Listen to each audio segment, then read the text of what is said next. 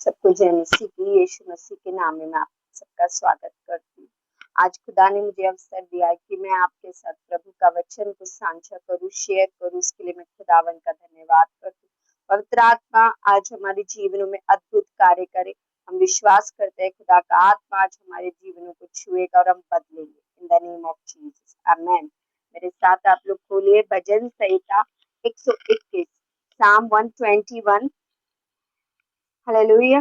मैं अपनी आंखें पर्वतों की ओर लगाऊंगा, मुझे सहायता कहाँ से मिलेगी?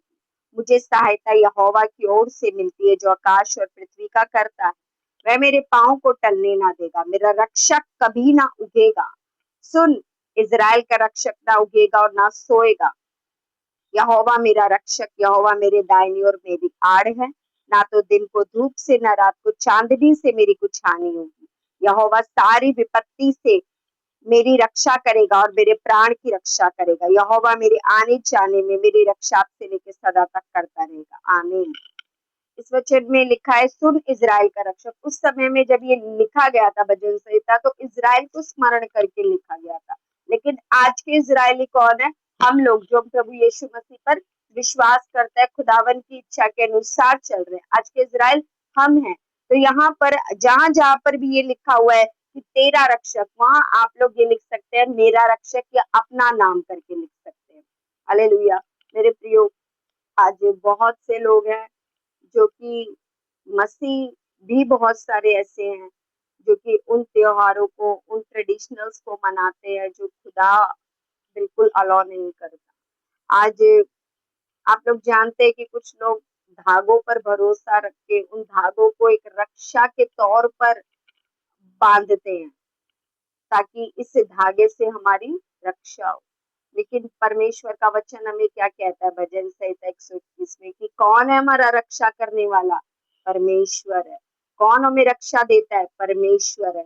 जब हम सोते हैं तब भी हमारी रक्षा कौन करता है? खुदावन के स्वर्गदूत, खुदा ने जो हमारे लिए ठहराया। आप भजन संहिता 91 को पढ़कर देखिए। उसमें प्रभु ने अपने दूतों को आज्ञा दी है अपने लोगों की रक्षा करने के लिए।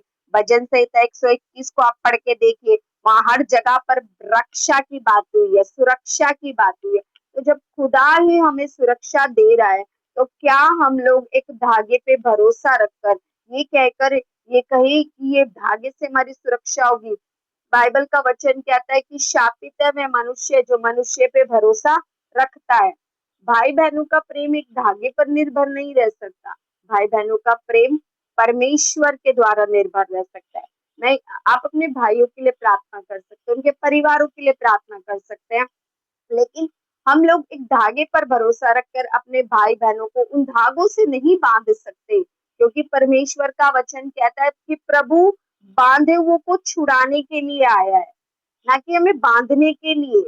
जब हम बांध देते हैं किसी चीज को, तो वो एक एक एक तरीके से शैतान का स्ट्रॉन्ग होल्ड बन जाता है उस घर में, आपके आपके भाई के जीवन में। इसीलिए हमें कभी भी कोई भी ऐसे ऐसे ट्रेडिशनल का हिस्सा नहीं बनना जो खुदा नहीं चाहता।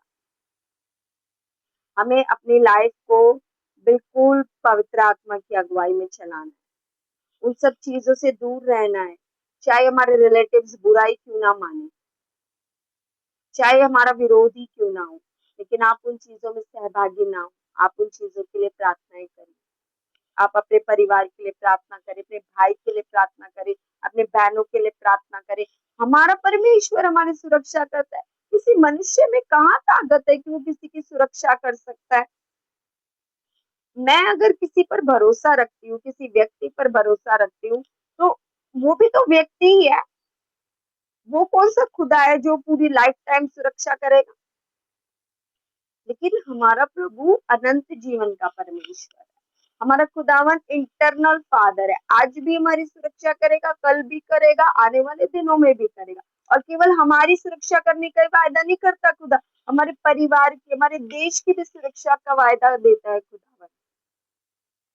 इसलिए हमें उन चीजों से दूर रहना है और कोई भी ऐसे कार्य नहीं करने जिससे कि शैतान को अवसर मिले हमारे परिवारों में कार्य करने के लिए। हालेलुया। रिलेटिव्स चाहे बुराई क्यों ना माने, रिश्तेदार बुराई क्यों ना माने, लेकिन आप अपना मुंह खोल के मेरे भाई बहनों कह सकते हैं कि हम मसीह में हैं। हम वो नहीं करेंगे।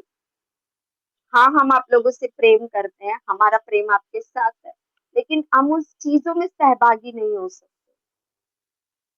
अगर हम यही सोचते जाएँगे कि उससे बुरा लगेगा, इससे बुरा लगेगा, इससे बुरा लगेगा, तो हम फिर खुदा को खुश कहाँ कर पाएँगे?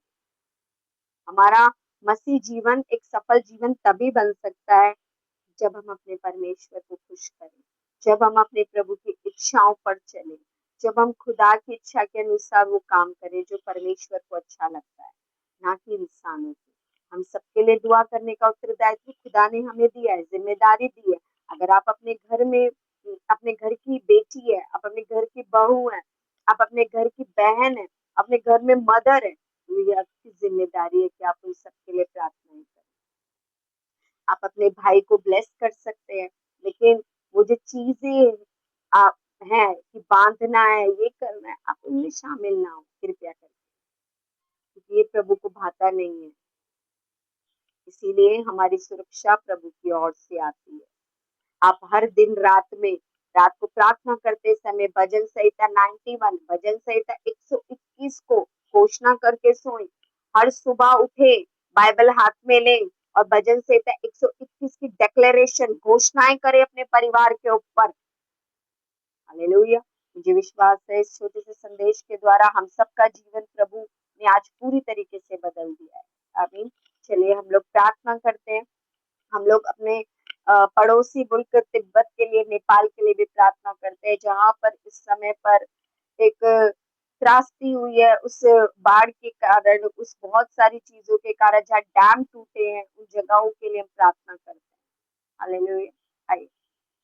स्वर्गीय पिता, हम यीशु मसीह के नाम से आपके पास आते हैं। प्रभु जी, हम धन्यवाद करते हैं आज के इस दिन के लिए प्रभु। इस संदेश के द्वारा प्रभु एक एक जीवन यीशु मसीह के नाम से आज बदल जाए परमेश्वर पिता। हर एक अज्ञानता परमेश्वर पिता, हर एक भाई बहन के जीवनों से यीशु मसीह के नाम से हट जाए खुदावन। प्रभु, हमारी सुरक्षा करने वाले तो आप हैं खुदावन।